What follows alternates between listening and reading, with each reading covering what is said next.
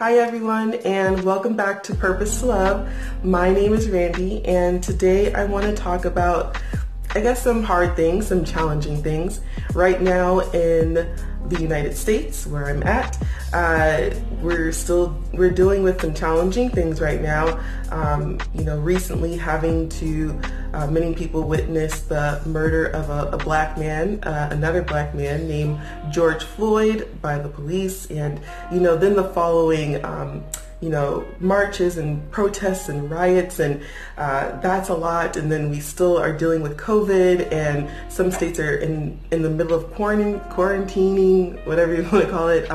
It's just a lot, it's a lot going on, and it's very overwhelming. And so as a parent or a teacher or a direct care professional, if you're working with someone with special needs, I'm sure this is probably like a lot and very overwhelming, and you're kind of like, what do I say? What do I do? Should I say anything? Is it worth it? And so those are just some things I want to talk about today. So let's get started. So first, I just want to say the things I'm going to be talking about are not really do's and don'ts. It's really just going to be things to keep in mind as you as a teacher, the parent, the caregiver, those who are caring for and working with someone with special needs can keep in mind as you're processing all of what you're seeing on the news, all of the,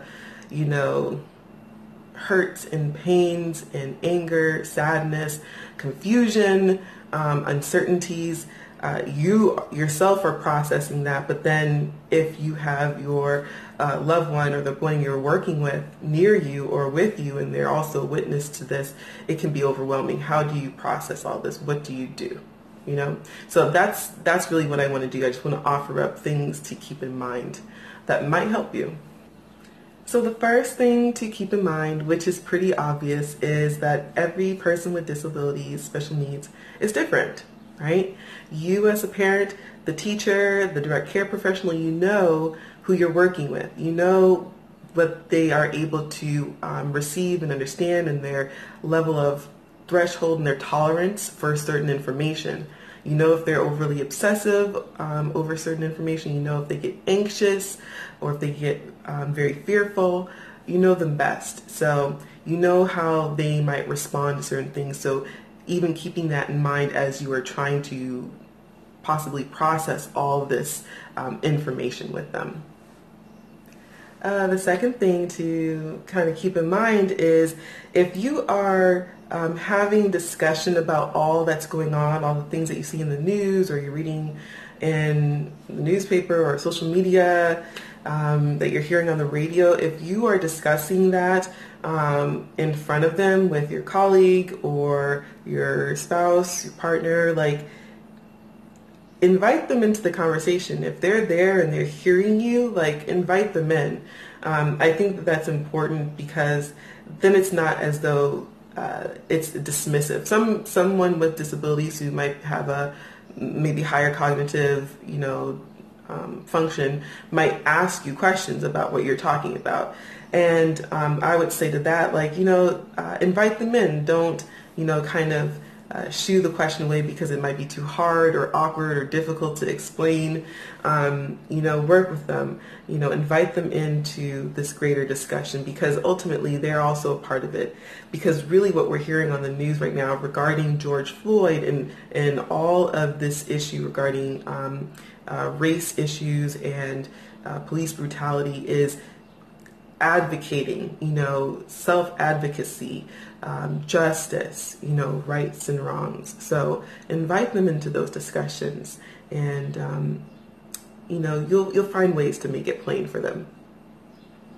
The third thing I want us to keep in mind is, and this is more for a work setting, because I feel like I see this more in the work setting than at home, though it happens at home, is to try not to assume that the person that you're with or caring for is oblivious to everything going on in the news right now, especially if they're in the room with you or in the vicinity and they hear you talking with your coworker or your spouse or another family member, whoever, about all that's going on. Your tone is going to be different. If you're talking about these topics that we mentioned, your tone might be different. Your vocabulary is going to be different.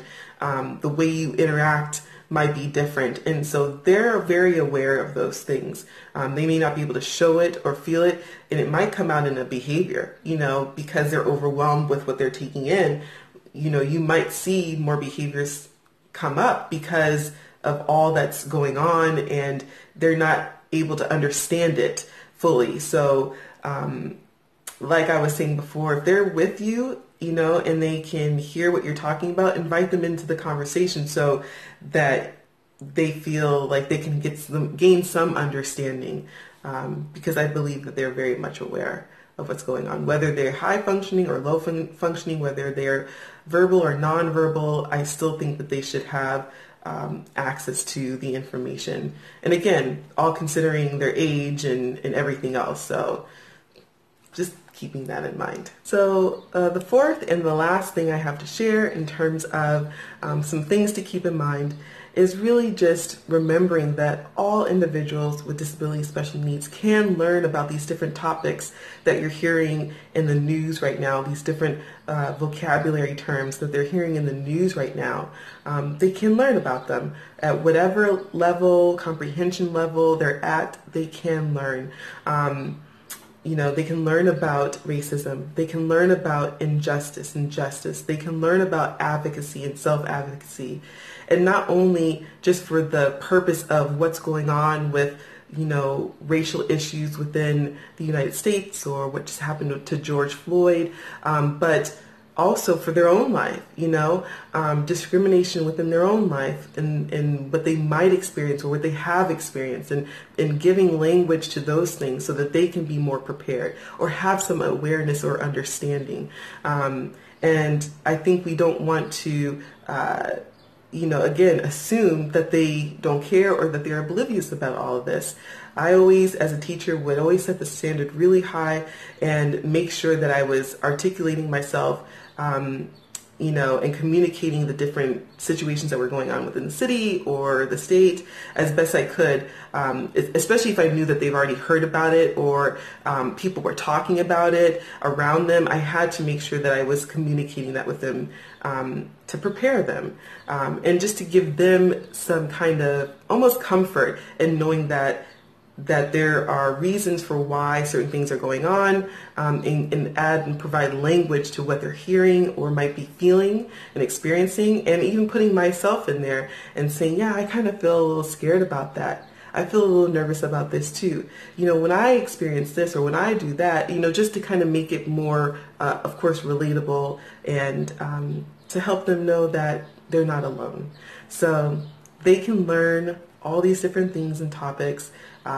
It's a matter of being creative, and if you can leave different comments below about how you at home or you as a care provider or teacher, how you communicate different issues like these, how you communicate with your student about advocacy or discrimination or racism or any of these topics.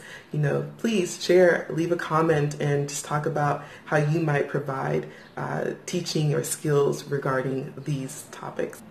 And, really to provide maybe some examples of that is that I, as a teacher, when I worked in the middle school, high school, I worked with students who had intellectual disabilities, who had multiple disabilities, and visual impairment as well. And during Black History Month, I would talk about, different things like racism or justice, right and wrong, things like that. For racism, because most of my students were white, I would, give them especially if they had vision and they could see color, I would, give them my arm, and I put their arm next to mine, and I would say, look, we're different, right? And we talk about how I'm brown, because to say Black, even though that's a cultural thing, to say Black, they'd be like, but you look brown, you don't look black. So it was too literal for them. But I would say, look, Miss Randy is brown, you're white, you look different, right? And they would say, yeah, I would ask them to point to which one was which, and then we would talk about like, our differences and, that it's okay to be different, right? And, just exploring our differences and having fun with it. And then when we talked about, say advocacy or self-advocacy, I would explain to them that advocacy meant, you were trying to tell someone what you needed or what you wanted or what you like. And then when it came to self-advocacy, I would say, well, you tell me what you like. Do you like this or do you like that? What do you want? What do you need? And so we would talk about wants and needs and likes and dislikes. And, some of them stayed within the sphere of likes and dislikes. And some of them, progressed on to more higher level concepts. But at the end of the day, what I'm trying to express is that there is a way to express and to teach and to explain these hard topics. If you feel that it's important for the person you're caring for. And I would say that it's probably really important for all people. We all need to find ways to recognize and embrace our differences, but respect them, and then also to learn how to care for one another, advocate for one another, and also have self-advocacy skills. So those are just some of my examples, and I look forward to hearing more from you. And I want to also just provide some encouragement to not shy away from the reality of the news. It is a lot, it's overwhelming, but even if you need to take a moment to step back and formulate your own feelings and thoughts on everything before you can try to share and help, the person you're caring for understand what's going on, that's completely fine, and it makes complete sense. So, but don't shy away from it. Jump in there, reach out to your family and your friends or people you're close with, and, try to help figure all this out. Like, it's a lot to process for everyone. And we're all here to help each other, encourage one another. So I just want to remind you that here is a safe space. So if you have thoughts and ideas or questions on how to better explain certain things to your child or your student or the person you're caring for, please leave a comment so we can all help each other and work this out together.